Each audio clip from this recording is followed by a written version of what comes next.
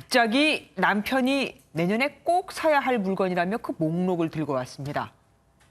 돈은 우선 빌리고 아이들이 커서 갚으면 된다고 합니다. 웃어야 할까요? 울어야 할까요?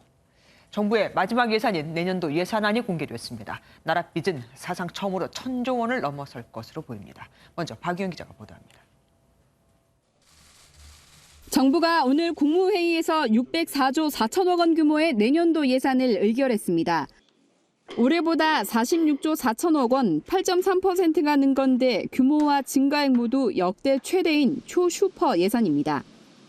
문재인 정부 5년간 정부 예산은 무려 200조 원 넘게 늘었지만 문 대통령은 이런 과감한 확장 정책이 경기 회복의 마중물이 될 거라고 강조했습니다.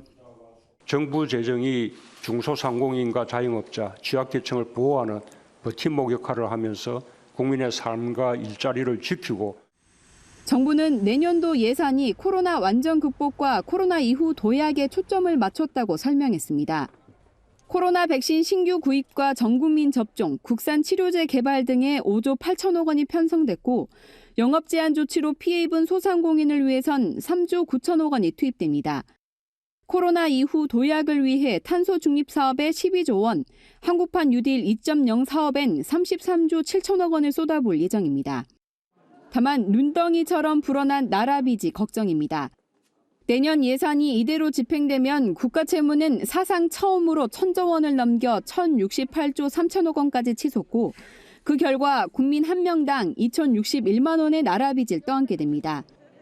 1인당 국가 채무액이 2천만 원대를 기록한 것도 이번이 처음입니다. 정부는 세금 수입도 올해보다 56조 원 늘어난 548조 8천억 원으로 잡아 내년 조세 부담률은 사상 처음 GDP의 20%를 넘어설 전망입니다. MBN 뉴스 박영입니다.